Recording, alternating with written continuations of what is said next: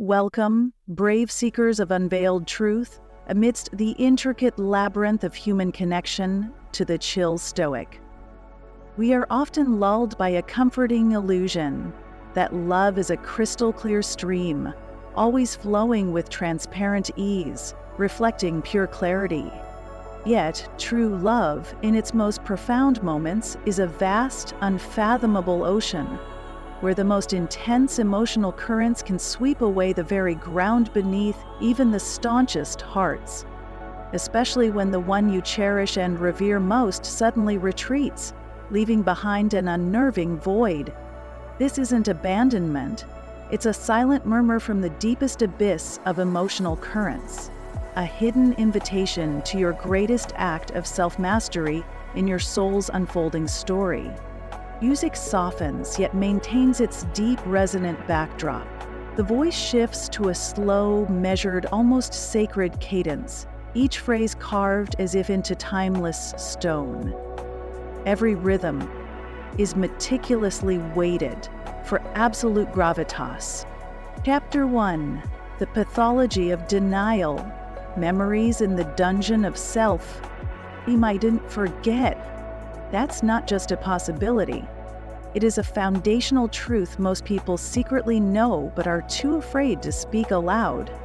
They remember the exact moment they crossed that line, the words that shattered the silence, the look of pain in your eyes, the heavy shift in energy that cracked something sacred between you.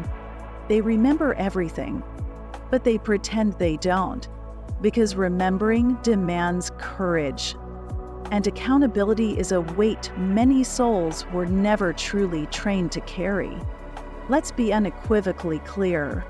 No one accidentally forgets the moment they shattered another person's spirit. People don't simply move on from that kind of damage.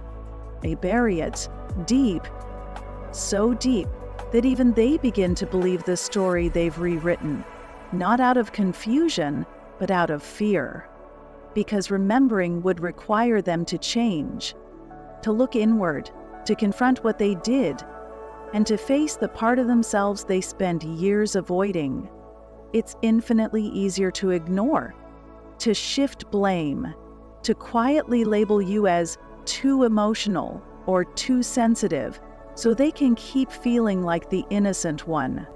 So they don't bring it up, they don't apologize. Instead, they act like nothing ever happened. They'll text you months later with a casual, "Hey, hope you're doing good," as if you hadn't cried yourself to sleep, wondering if you were the problem. They'll send a meme. They'll crack a joke at the moment you gather your courage to speak.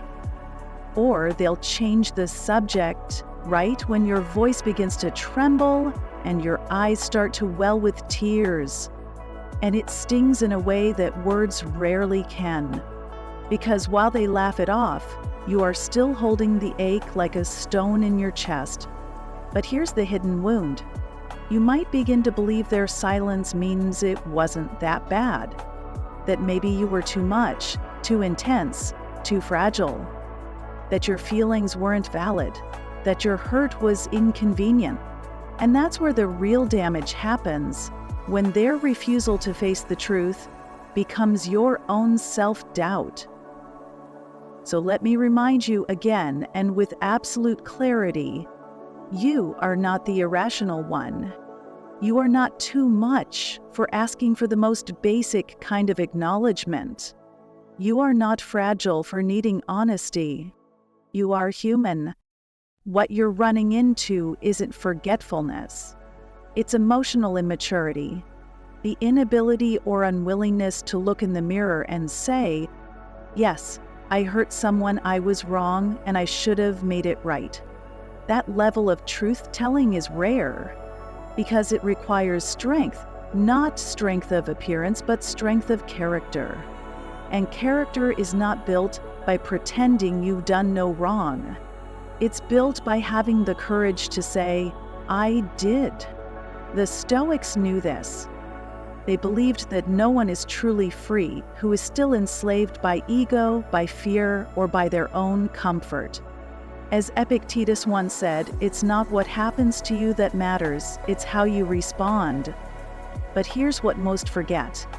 How someone responds after they've caused harm reveals who they truly are. Pretending nothing happened? That is not a neutral act. It is a choice. And that choice tells you everything you need to know. Have you lived this moment? Someone betrays your trust, and weeks or months later they message you like it's just another Tuesday. No mention of what happened. No apology. Just a cheerful, bland message that leaves you frozen because you're still carrying the weight of what they refuse to name. You're still holding their silence, still waiting for words they'll never find, and still hoping, deep down, they might one day become brave enough to say what's real. But here's the truth, raw and unpolished. They always knew. They just can't bring themselves to admit it, because to admit it means feeling it.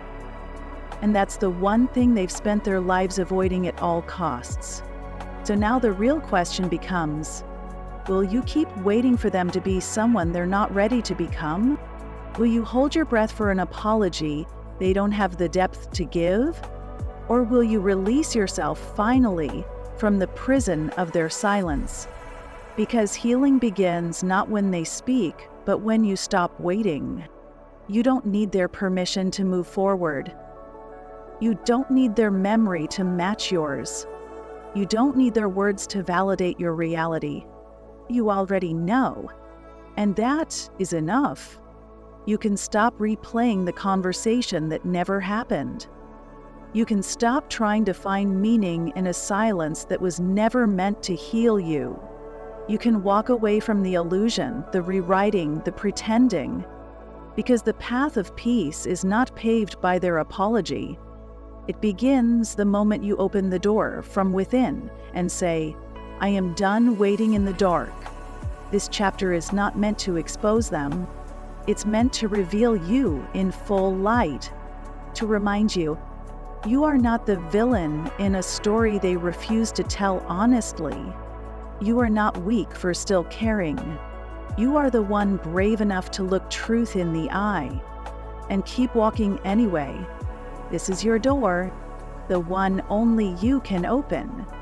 And behind it is not revenge or closure, but freedom, peace, and the unshakable stillness that comes from no longer waiting for someone else to set you free. If this spoke to something deep within you, if it reminded you of a silence you've carried far too long, then keep walking with us. At the Chill Stoic, we don't run from silence. We sit with it, we learn from it, and we rise from it, one truth, one life lesson at a time. Subscribe, turn on notifications, and let's continue this journey together toward clarity, strength, and the quiet kind of freedom that no one can ever take from you.